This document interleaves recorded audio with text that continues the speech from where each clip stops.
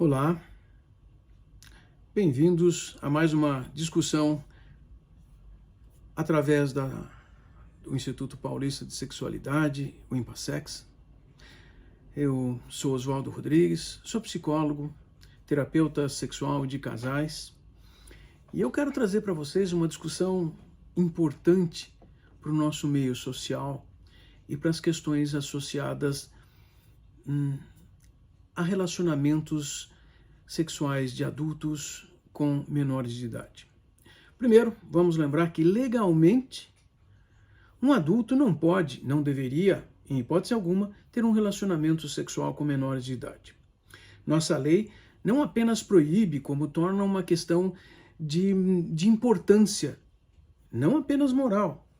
Eu quero apontar que primeiro é uma questão legal no nosso país. Depois vem uma questão moral, porque também vivemos numa sociedade em que relacionamentos sexuais entre adultos e crianças e adolescentes não é considerado algo positivo, adequado. Pois bem, vamos dar nomes aos bois. Existem pessoas na nossa cultura, sim, que cometem abusos de ordem sexual contra crianças e adolescentes. Os abusos são formas de imposição de poder, de um poder então político, um poder de força, um poder de persuasão para a obtenção de algo sexual, de um prazer sexual. Pois bem, a outra questão, além do abuso, é alguém que é um abusador em série. Na verdade, uma pessoa que tenha uma preferência sexual por crianças ou adolescentes. Puxa, mas isso existe? Onde existe? Como é que é isso? É isso que nós denominamos de pedofilia.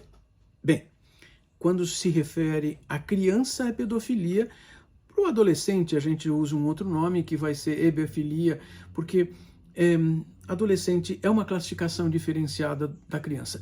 Porém, vocês já notaram que a mídia e a nossa cultura tem usado o termo pedofilia para qualquer adulto que tenha contatos sexuais com crianças ou adolescentes.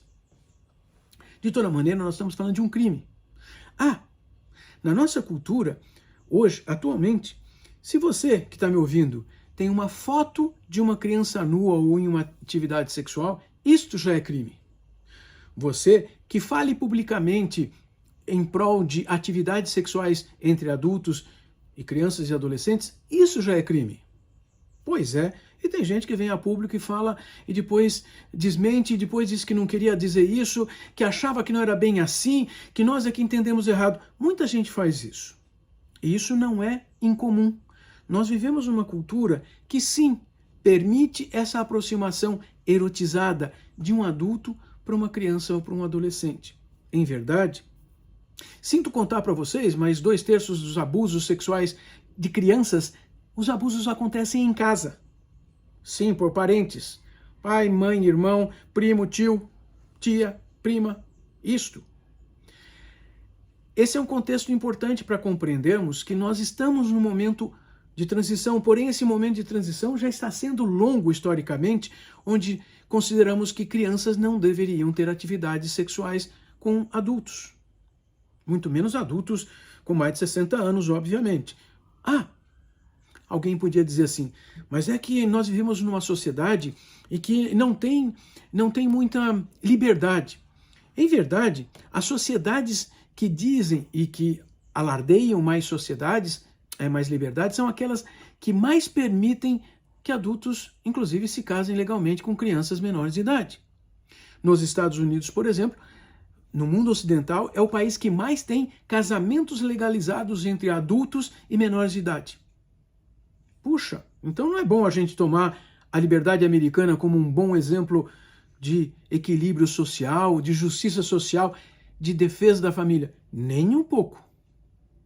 Mas vejam só, como é que nós, da psicologia, entendemos estas pessoas? Nós temos que entender essas pessoas de diversas formas. Como existem pessoas que produzem esses crimes na nossa cultura, nós já sabemos algumas coisas.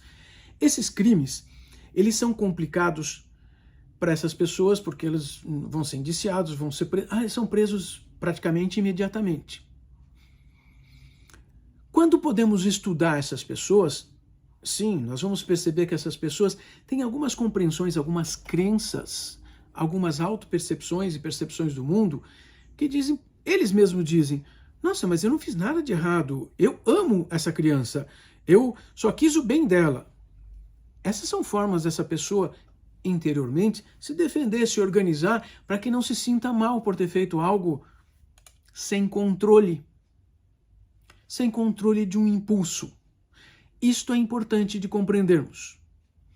Essas pessoas são as pessoas que mais justificam seus atos. Não, eu não fiz bem assim, não era bem isso que eu queria dizer. Essas são classificáveis dessa maneira, são as mais preocupantes, inclusive porque chegam à situação de um indiciamento, de um encarceramento. Mas eu contei para vocês que existem muitas pessoas que nem chegam a isso, não é? Eu falava de abusos. Claro, o abusador é aquele que de vez em quando ou em alguma situação específica abusou sexualmente daquela criança ou adolescente. Esse abusador tende a ter menos conversas interiores que justificam seus atos. Porque é como se fosse uma vez só, e alguns até tiram da própria memória. Verdade. Mas nós temos que compreender que estas distorções cognitivas são importantes para compreendermos essa diferença entre abusadores de vez em quando para um abusador em série e com determinadas especificidades como um pedófilo. Pois é. Então, um pedófilo é uma classificação diagnóstica que nós, da psicologia, da psiquiatria, vamos fazer para algumas pessoas que exigem, querem angustiadamente procurar apenas aquele tipo de pessoas, crianças, para um relacionamento sexual. Mas os abusadores são em maior número. E como eu disse, estão no meio de nós. Estão muito próximos. Os abusadores sexuais, na maior parte, são homens. Mas nos últimos 20 anos, a internet tem ajudado para isso, a compreendermos que existem muitas mulheres que também abusam sexualmente de crianças, de filhos, de parentes, de sobrinhos. Talvez não apareça tanto, mas tem aparecido cada vez mais. Isso é interessante, porque um abuso sexual pode ser um manuseio do corpo da outra pessoa, de forma inapropriada e em áreas e regiões consideradas na nossa cultura como eróticas ou sexuais. Pensem bem, é possível que tenhamos visto alguma coisa acontecer numa festa de família. Esse é um problema muito sério, porque quando acontece numa festa de família e você, familiar, não tomou providências, você não foi atrás, você não colocou a família toda discutindo isso, você não chamou a polícia, vai acontecer de novo e repetidamente. Porque essas pessoas vão aprendendo com o passar dos anos. Fez uma vez, deu certo, foi legal, gostou, ninguém reclamou, vai fazer de novo. E talvez até faça, produzindo todas as invasões de privacidade possíveis e, inclusive, não respeitando momentos sociais como reuniões de família. Precisamos pensar nisso. Como ajudar essas pessoas? Precisamos ajudar hoje é denunciando, porque a partir da denúncia essa pessoa pode procurar ajuda. Antes, ela não vai achar que é tão verdadeiro. Afinal de contas, ela não queria o mal dessa pessoa. Afinal de contas, ele só achou que essa criança precisava de um adulto para alguma coisa. Pois é, alguns justificam que menores de idade em periferia estão ali por isso mesmo. Não estão ali por isso mesmo. Elas não têm o que comer e vão ser abusadas em troca de comida. Isto é abuso duplamente qualificado. É o abuso do adulto sobre o menor em termos sexuais e é um abuso econômico, porque já prejulga e compreende que aquela pessoa, aquela criança ou adolescente está precisando de uma troca e ela tem o que para oferecer além do corpo, além da possibilidade de ter o corpo invadido. Pensem nisso. Isso é importante para compreendermos e diagnosticarmos como é que as pessoas pensam e se organizam.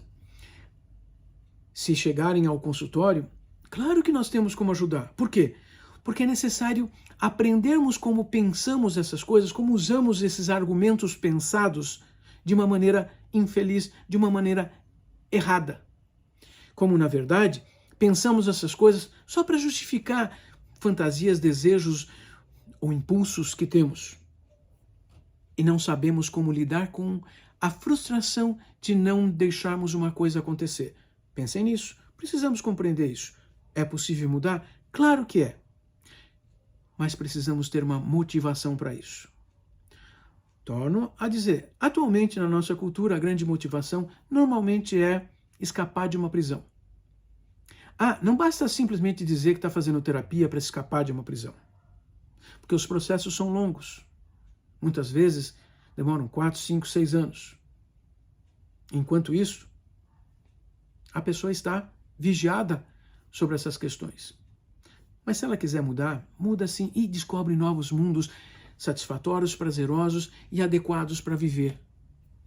Vamos pensar nisso? Sejam bem-vindos a sempre discussões importantes que temos aqui a partir do Impassex. Nós queremos sim viver numa sociedade equilibrada, que julga que todos temos direitos iguais, de fato, e que podemos viver sem precisar subjugar ou ser subjugado pelo outro, sem imposições de poder, mas de troca, felizes. A sexualidade é uma forma de trazer felicidade. Uma sexualidade que é trocada entre pessoas em comum acordo e capazes de tomar uma decisão socialmente definida, adultos. Isso é bom. E pode ser muito melhor do que você sabe, do que você já viveu.